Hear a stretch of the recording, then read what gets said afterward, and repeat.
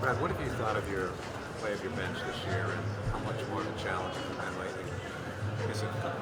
Thank you. Well, I think we went into this year knowing we had great depth, especially in the front court. And at times when we've been really healthy, it's been as much of a logjam as anything else in the front court. But then you have times where you're not, where you need everybody's body, obviously. And then I think that we've had pretty good play off the bench for the most part all year. Obviously when we're at full strength and we can come in with a couple of different looks off the bench, but bring two of those starting level guards in. I think that's been really effective. But it's not where we are right now until Jay gets back. But I thought our bench has done well, and I think Terry has added a real spark in the last week as far as his ability to come in and blend in and handle the ball and make good decisions and rebound a little bit for us and do all that stuff. How much of a problem is it to go away from Marcus and have him coming off the bench that is so effective? Yeah, there's a couple of reasons why that was effective, at least in my eyes, and I might be wrong, but number one is they're high-level players coming off the bench, and number two is they were playing with skilled bigs. And so, obviously with Jonas and Kelly out at different times, that hasn't been as available. So I don't know if that would have been necessarily exactly the same. But, I am looking forward to getting to the point, hopefully, where we can, all be healthy and we can make those decisions or not. Is Jonas back tonight? Jonas is, from everything I've been told, cleared to play tonight. Any new updates on Jay and his timetable for return? Jay is progressing well. We think he's about on the same timetable that I initially gave you, where you're talking, well, he's obviously already close. He's going to end up being 2 this week, I think. So minimum of 2, but most likely, that's a very, very conservative estimate. How have you seen him improve over the past week? Jay? Yeah. I haven't even seen him. I just get told he's improved. We've been gone. Yeah, he's been here with our trainers, and so I get a daily update. I saw him today, real briefly, before he went back into his rehab. So said he's feeling better, but there's a big difference between that and playing a game. Brad, Kelly was out there working on his jump shot. How comfortable is he looking 4 games back in? Is it ongoing?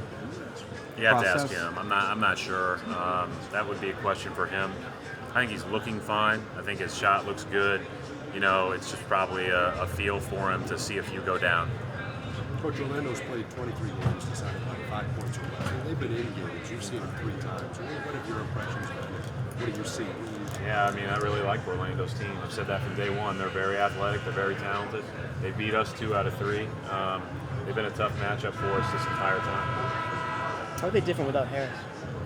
Right now, obviously they have Vucevic out, so they're a lot more guard focused on how they're trying to play. Obviously, with Fournier running off screens, Zonia coming off the bench running off screens, with Peyton and Jennings' ability to push the ball, and then Oladipo's having like a banner run right now. He's hit 45 against the Cavs and has had multiple 20-point quarters. And looks great. So it's probably a little bit more cutting and spacing and perimeter oriented than maybe the last times we played them.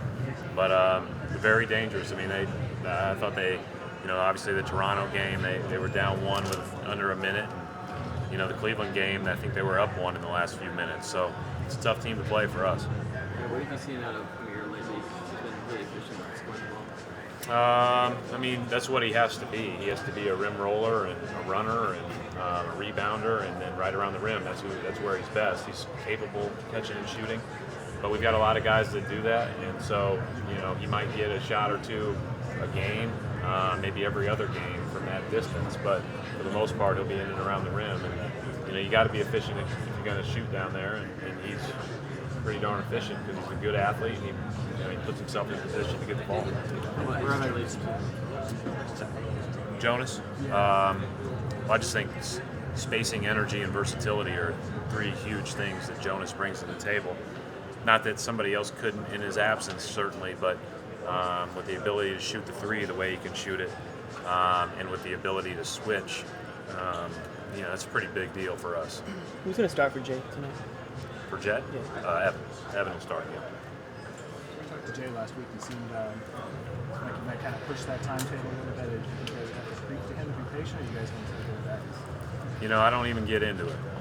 You know, that's our doctors and our trainers and the players. So, you know, I think that my best job is to stay away from making, you know, getting in the middle of those conversations, because I know that he really wants to play. I know he wants to expedite that. But as a coach, I have to trust all of those guys to make the right decision. Do you take them on this trip just in case you Of course. Sure, it's a long trip. And it's within that time frame where he could play again. So who knows when, but certainly, you know, the plan is to take him on the trip. You mentioned Terry, but how about the other younger players? What have you thought of them? Yeah, I mean, they've all had their moments. They've all had their opportunities. You know, I told our team if Cody Clark's open, we should probably throw it to him because he's never missed a three in an NBA game. But, you know, hey, you know, James has had good moments, especially I thought he did a good job in the first half of the Oklahoma City game to come in and kind of stem the tide as we were going to the bench. And then, you know, RJ hit some big shots against Toronto. And then Jordan, obviously, is Jordan. He's just in the position where we have the most depth. So I think they've all had their moments. I think they've all been good. I think Terry has really added to us in the last couple games because I feel like he's been able to handle the ball, make plays for others, and rebound. And I just think when, you know, that's a big deal for our team. Our rebounding has not been, you know, our best strength this entire season. Brad, what were your thoughts on the Stickum situation in Houston? I haven't even, I read it, like I just glossed over it. I'd never really heard of it. Like I'd never heard of it being used, so I have no idea. And, you know, I don't want to be naive to that, but like that was the first time I had ever heard of it used on a basketball court, so I don't know. I can't tell you anything else. I don't know if it was okay to use it or not or whatever. I've never even heard of it. Can you see it being an advantage in any way?